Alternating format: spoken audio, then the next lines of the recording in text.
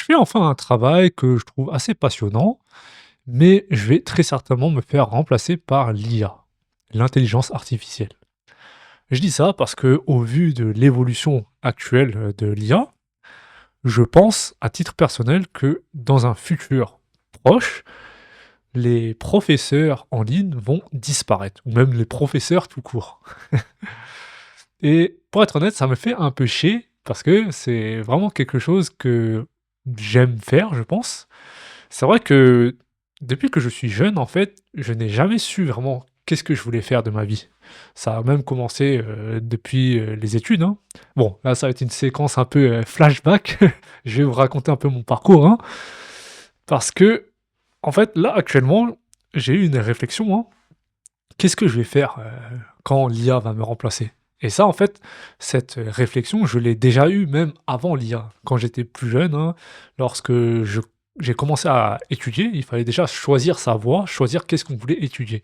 Et même déjà à cette époque-là, je ne savais pas quoi faire parce que en fait, je ne sais pas vraiment ce que j'aime. Je sais ce que je n'aime pas parce que j'ai essayé beaucoup de choses au cours de ma vie, hein. Déjà, pour les études, il faut savoir qu'en France, lorsqu'on est au lycée, c'est-à-dire entre, 15 et 17-18 ans, eh bien, il fallait déjà choisir sa voie, choisir qu'est-ce qu'on allait étudier. Et ça, en fait, moi, déjà, j'ai un peu choisi, un peu au hasard ce que je voulais faire parce que je n'avais pas de modèle. Ma famille venait, d'immigrer en France. Bon, venait d'immigrer, ils ont immigré en France et ils n'avaient pas fait beaucoup d'études. Et donc dans ce domaine-là, j'étais assez perdu parce que je ne savais pas quoi faire. Et donc en fait, ce que j'ai fait, c'est que j'ai suivi un modèle entre guillemets qui était mon cousin, qui était en fait plus âgé que moi de quelques années.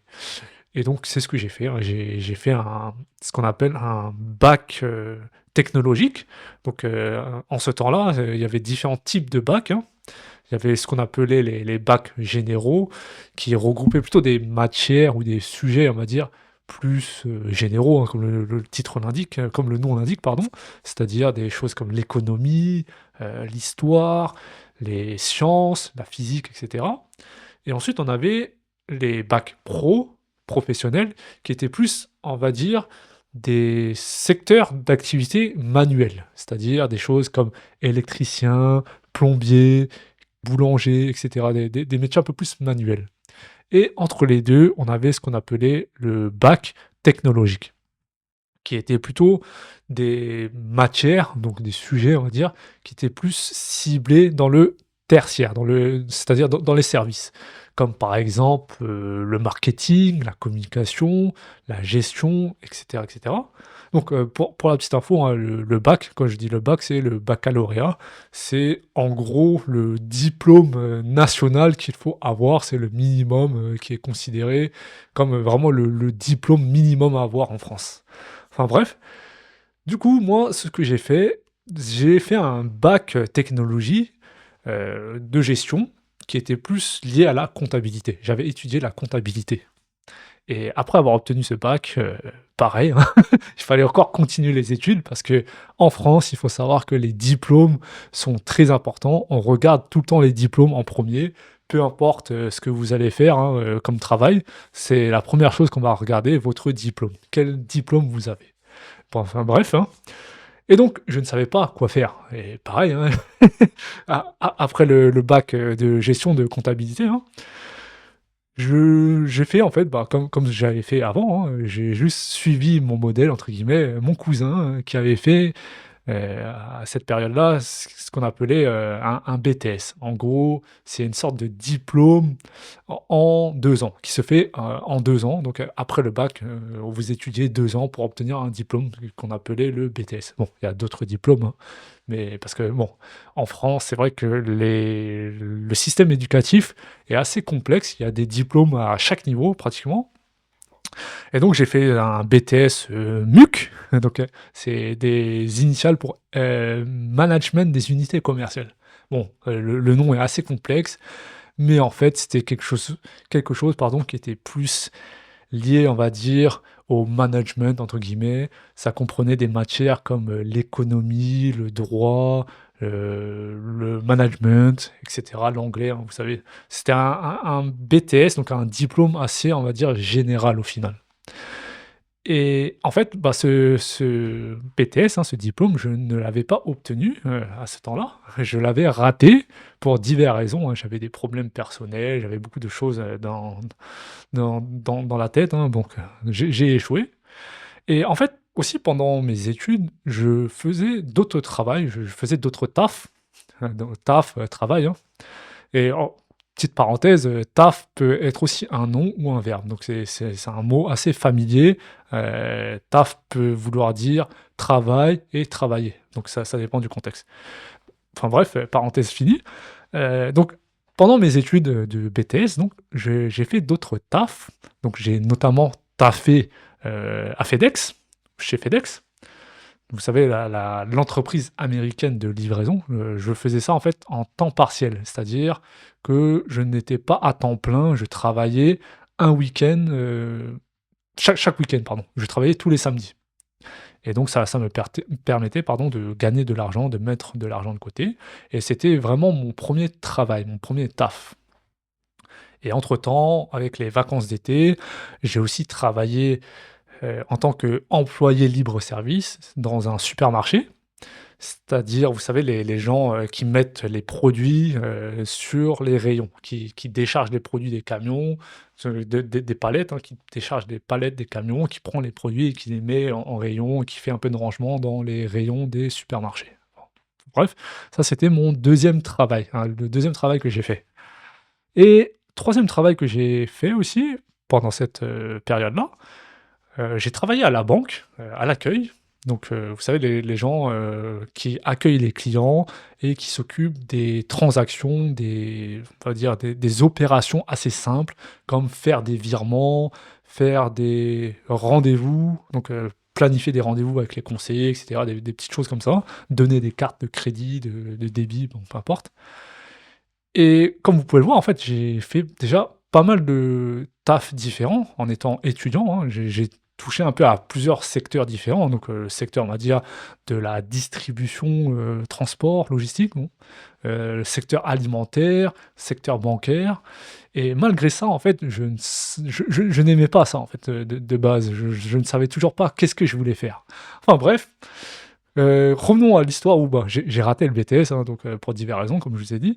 Après ça, je suis allé aux États-Unis pour étudier l'anglais et bon, j'ai utilisé mes économies, hein, comme je vous ai dit, je travaillais donc après les États-Unis, je suis allé en Australie pour, parfaire mon anglais, pour perfectionner mon anglais et durant ce temps-là, en fait, je n'avais pratiquement plus de thunes et donc il fallait taffer. Donc j'ai taffé dans différents secteurs, hein. 1er taf, c'était en tant que cueilleur de fraises. Donc, c'était dans une ferme, le taf était assez simple, hein, le travail était assez simple, c'était de cueillir des fraises et les mettre dans des paniers. Bon, rien de très compliqué, hein, mais très physique en tout cas. Après ça, j'ai aussi travaillé dans une ferme de poules où je devais, m'occuper de poules, tout simplement. Et j'ai aussi travaillé dans un restaurant en tant que serveur et aussi barman. Je faisais un peu les 2, barman, donc je faisais des cocktails, hein, je servais de l'alcool et je servais les clients. Et après ça, j'ai aussi travaillé en tant que vendeur, de cartes SIM. Donc les cartes SIM qu'on met dans les téléphones, hein, pour pouvoir appeler. C'était l'entreprise, Lebara, si vous connaissez, enfin bref.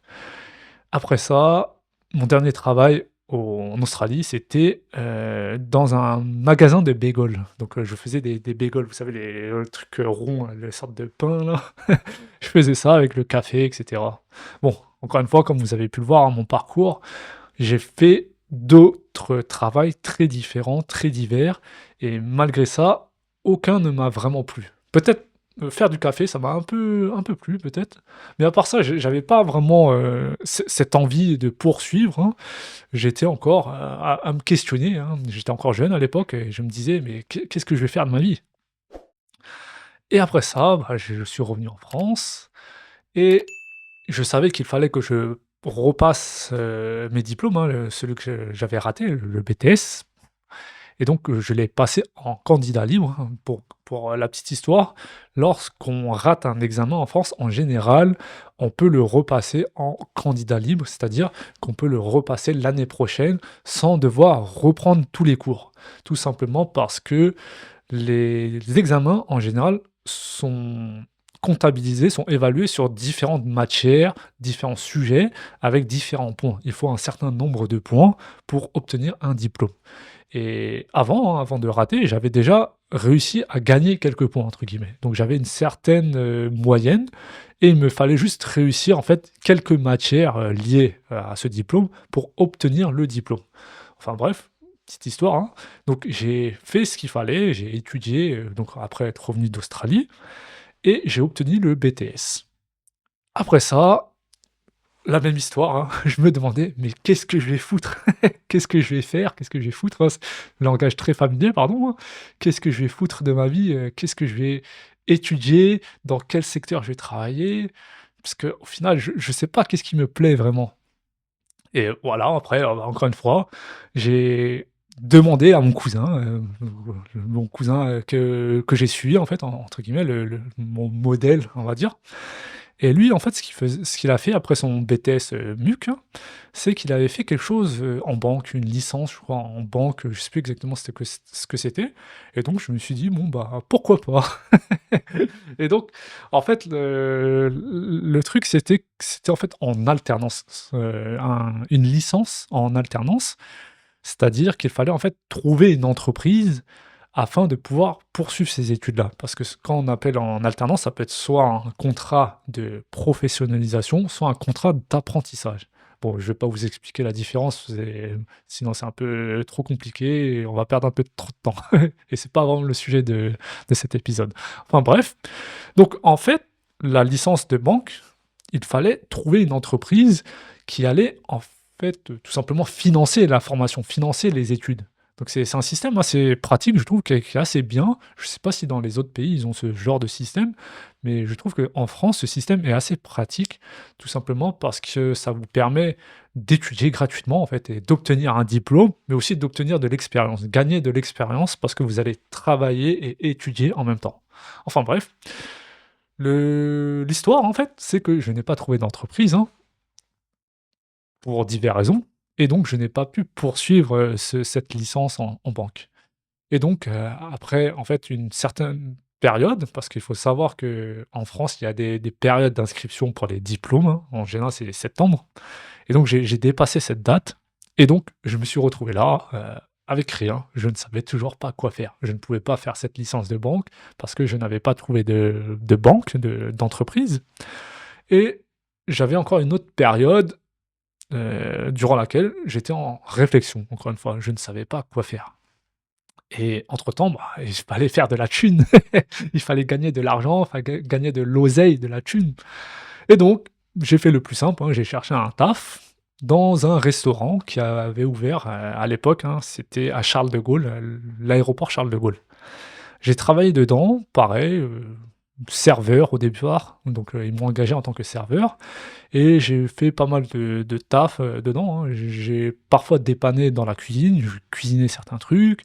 Parfois, j'allais au bar pour aider ou pour remplacer, hein, donc j'étais un peu barman, donc je faisais un peu de tout et j'ai fait ça pendant 1 an, et pendant ces 1 an, en fait, je réfléchissais à ce que je voulais faire, et ensuite, j'ai suivi un autre modèle qui était, en fait, mon petit frère, qui a fait, en fait, un master en transport et logistique. Je lui ai demandé en quoi consistait son travail, hein, et il m'expliquait: «Oui, voilà, j'organise les transports, je suis en contact avec les clients, beaucoup avec, l'étranger aussi, beaucoup de contacts avec, l'étranger, donc je dois parler anglais et cetera et cetera». Et moi, je me suis dit: «Bon, bah, ça a l'air pas mal, j'aime bien parler anglais, au moins ça va servir ma mes séjours en Australie et aux États-Unis». Et donc je me suis dit: «Bon, bah, je pense que je vais faire ça, je vais faire comme toi». Et donc en attendant la période d'inscription, hein, parce que comme je vous ai dit, en général, c'est en septembre, donc je finissais mon travail au restaurant, et en fait, le directeur, de ce restaurant, durant ce temps-là, m'avait proposé un poste de sous-directeur parce qu'il a aimé comment je travaillais, il a vu que j'étais sérieux et cetera. Il m'a proposé un poste de sous-directeur, du restaurant que j'ai refusé parce que je me voyais pas travailler dedans, en fait. Bon, c'est pas pour dénigrer le travail dans la restauration, hein, c'est tout simplement parce que je pense que c'est pas un travail fait pour moi, hein. J'ai fait ça vraiment, parce que j'avais besoin de thunes, tout simplement. Enfin bref, après ça donc, j'ai commencé ma formation, le diplôme de master en transport logistique. Donc, c'était un master 1. Donc, petite différence aussi encore compliquée, on va dire. En France, il y a 2 types de master, un master 1 et un master 2. La différence, c'est juste le nombre d'études. Un master 1 se fait normalement en 4 ans après le bac et un master 2 se fait en 5 ans après le bac. Bon, pas très important. Donc ce diplôme, en fait, se faisait en alternance. Donc comme je vous ai expliqué précédemment, en alternance, hein, c'est le fait de trouver une entreprise qui va financer cette formation, qui va payer cette formation, et vous allez étudier pendant quelques jours ou quelques semaines selon les formations, hein, selon les diplômes, et vous allez travailler. Donc vous allez alterner, c'est pour ça qu'on parle d'alternance, hein. Alternance, c'est le fait de changer, d'alterner, donc alterner entre les études et l'entreprise. Et donc, durant cette période-là, c'était 3 semaines de travail en entreprise et 1 semaine à l'école. Et donc il fallait tourner comme ça, 3 semaines entreprise, 1 semaine à l'école, 3 semaines à l'entreprise, 1 semaine à l'école, vous voyez? Et donc j'ai fait ça et pareil, hein, même dans ce secteur-là, j'ai touché un peu à tout, on va dire. Je ne sais pas si vous connaissez un peu, bon, pour simplifier, hein, dans le transport, la logistique, il y a ce qu'on appelle l'export, l'import, et cetera, et d'autres métiers, on va dire, entre ces deux grands pôles, on va dire, ces grands secteurs-là. Et donc, j'ai fait un peu de tout, hein, durant cette période-là, durant ces 2 ans, hein. Donc, j'ai fait un peu d'import, d'export, facturation, un peu de douane aussi, et cetera. Et après avoir obtenu ces diplômes, je me suis dit: «Bon, bah, pourquoi pas continuer vers un master 2, hein? Pourquoi pas après tout?» Et donc, bah, j'ai continué, pareil à la Sorbonne pour un master 2. Et en fait, entre-temps, à la fin de ce master 2 que en fait je n'ai pas obtenu, hein, parce que je n'ai pas passé la dernière épreuve. J'avais fait toutes les épreuves, hein, du master 2, tous les examens, je les avais tous passés, tous réussis, mais il y avait un examen final qu'il fallait passer, qui était en fait la présentation d'un mémoire. Il fallait écrire un mémoire et le présenter devant un jury, que je n'ai pas fait pour diverses raisons. Bon, je vais pas parler de ça maintenant, hein. Tout ça pour dire que en fait, même avant la fin de ce master-là, j'ai été engagé par, l'entreprise, DHL en fait, de l'entreprise, pour laquelle j'avais travaillé, hein, pendant ces 2 ans de master 1. Bon, c'est un peu compliqué là, je pense, je sais pas si c'est clair tout ça? Si vous arrivez à suivre, je vous raconte mon parcours là comme si on était en entretien pour un taf, mais bon, tout ça en fait pour vous dire que j'ai fait tous ces tafs là, tous ces travails là, en fait, en me laissant porter parce que je ne savais pas vraiment quoi faire. C'est ça en fait toute l'histoire de ma vie, on va dire, jusqu'à présent, c'est que je me suis tout le temps laissé porter. Je n'ai pas vraiment beaucoup d'intérêt, je ne sais pas vraiment ce que j'aime. Et donc j'ai fait ce travail-là, en CDI, hein, donc DHL, dans un poste un peu plus stratégique, qui était au siège social. Enfin bref, j'ai fait ça pendant 2 ans, je crois. Et pareil, à un moment donné, ça m'a saoulé parce que je pense qu'il y a certains trucs avec moi qui est que je m'ennuie assez vite.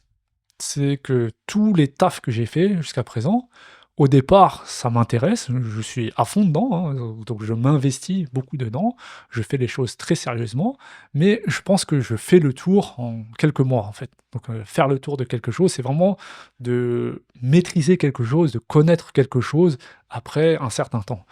Et dans mon cas, en tout cas pour tous les tafs que j'ai fait, j'ai l'impression que franchement, en 6 7 mois, j'arrive déjà à maîtriser ce qu'il faut. J'arrive vraiment à être à l'aise et j'arrive à comprendre ce qu'il faut faire de façon générale. Et après ça, je m'ennuie assez facilement. Et pareil, hein, pour l'autre, travail en CDI, hein, je sais pas si je vous ai dit, mais il m'avait engagé en CDI, à la fin du master 2 que j'ai raté, hein. Mais enfin bref, après ça, j'ai fait 2 ans, là-bas au siège, mais le travail commençait à m'ennuyer et surtout, en fait, c'était le management. Il y a aussi ça, je pense que qui est qui est assez problématique avec moi, c'est que je ne supporte pas, le micromanagement. Vous savez, les petits chefs là qui sont là derrière votre dos, à tout le temps demander un rapport: «Oui, alors qu'est-ce que tu as fait? Tu as fait ça? Est-ce que tu l'as fait correctement?» et cetera. Donc tout le temps là à vous surveiller, tout le temps là à micromanager comme on dit, à micro-gérer et ça m'a saoulé donc je suis parti, j'ai changé de taf et j'ai fait, bah, mon dernier travail, salarié en tant qu'assistant logistique. Donc pour une entreprise allemande, hein, qui avait plusieurs, filiales en Europe, donc notamment en France, hein, et j'ai fait ce taf pendant 5 ans. Franchement ça, c'est le taf le plus long que j'ai fait, vraiment sur le même poste, vraiment la même entreprise, le même poste, donc le même travail pendant 5 ans. Je sais pas comment j'ai fait, hein. Bon, c'est vrai que j'avais une équipe, assez super, donc c'est peut-être ça qui m'a fait tenir et aussi il y avait la période covid, donc bon. Bref, encore une fois, ça revient au même point parce qu'après ça, j'en ai eu marre, je voulais partir, j'ai fait autre chose et pareil, hein, je me suis retrouvé là à me demander: «Mais qu'est-ce que je vais faire?» Je sais pas si ça vous est déjà arrivé, hein, cette situation de se demander: «Qu'est-ce qu'on va faire?» Et donc, je me suis dit: «Bon, pourquoi pas faire, le développement web?» C'était quelque chose de très, répandu, hein, durant ce temps-là. Et je me suis dit: «Bon, pourquoi pas?» Je me suis un peu renseigné, j'ai vu qu'il y avait du télétravail en général, parce que c'est vrai que c'est ce qui m'a le plus attiré en fait, quand j'ai regardé le travail en soi, hein, c'est qu'on avait plus de chances de faire de télétravail et parce que j'y ai pris goût en fait pendant la période covid. Je ne peux plus travailler, je pense, dans un bureau, ça va être, très compliqué pour moi si je dois retourner dans un bureau un jour. Enfin bref, j'ai fait une formation de développeur web, dans un bootcamp, hein, comme ils appellent. C'était une sorte de formation en accéléré donc et à la fin, on pouvait obtenir un diplôme et pour être honnête, on va dire, à moitié raté ou à moitié réussi, ça dépend comment on voit les choses, hein. Parce que dans le développement web, en tout cas pour la petite histoire, hein, c'est qu'il y a ce qu'on appelle le front-end et le back-end. Et moi, j'ai réussi juste la partie front-end. J'ai raté la partie, pardon, back-end. Enfin bref, ça ne m'a pas vraiment plu, ce secteur ou ce métier en lui-même. Je l'ai fait vraiment par hasard, encore une fois, hein, vous voyez? Je me suis laissé porter, j'ai regardé des choses, j'ai fait: «Oh pourquoi pas essayer?» et au final, ça ne m'a pas vraiment plu et donc après ça, j'ai arrêté, je suis parti à Taïwan pour, apprendre le mandarin et je me suis dit: «Pourquoi pas essayer prof de français?» Parce que c'était quelque chose que j'avais déjà dans un coin de ma tête, hein. Lorsque je faisais des échanges de langue, j'enseignais le français à des personnes, hein et en fait, je me suis dit: «Pourquoi pas en faire un métier? Pourquoi pas essayer?» hein et en fait, bah, j'y ai pris goût et donc du coup, maintenant, voilà, je suis, tuteur de français depuis maintenant presque 2 ans et pour être honnête, de tous les tafs que j'ai fait, c'est vraiment celui-ci qui m'a, on va dire, le plus, heu, enrichi peut-être ou qui me stimule le plus. Parce que je pense que mon problème, c'est que j'ai besoin de stimulation, on va dire, intellectuelle, mentale ou quelque chose qui me fasse vraiment, réfléchir sur quelque chose et que j'aime, on va dire. Bon, vous allez me dire: «Mais pourquoi pas, le développement web?» C'est pareil, il faut réfléchir sur les trucs. Mais bon, ça c'était peut-être un peu trop abstrait pour moi. Alors que là, prof de français, j'ai vraiment cette, opportunité, cette chance, on va dire, d'aider les gens et ça, je pense, c'est ça aussi qui me plaît d'être vraiment de sentir que j'apporte quelque chose, vraiment quelque chose de concret et c'est pour ça que ce taf, hein, de tuteur de français en ligne, je pense que c'est vraiment quelque chose, hein, c'est vraiment le taf de tout ce que j'ai fait, hein, donc je vous ai raconté ma longue histoire, ma longue, carrière professionnelle, remplie de détours, hein, très atypiques. Enfin bref, de tous les tafs que j'ai fait, hein, que ce soit serveur, transporteur, banquier, employé libre-service, serveur et cetera. De tout ce que j'ai fait, je pense que tuteur de français, professeur de français en ligne, c'est celui qui m'apporte le plus et c'est pour ça que en fait, ça me fait chier que que je vais me faire remplacer par l'IA au final. Parce que je reviens au point de départ, le point de départ, que j'ai quand j'avais 16 ans pratiquement, quand il fallait réfléchir sur, son avenir, réfléchir sur ce qu'on allait faire dans le futur.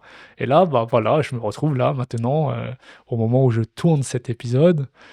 Qu'est-ce que je vais faire après m'être fait remplacer par l'IA? Qu'est-ce que je vais faire? Voilà, bon, épisode assez long. Je vous ai raconté ma vie un peu, mon parcours professionnel.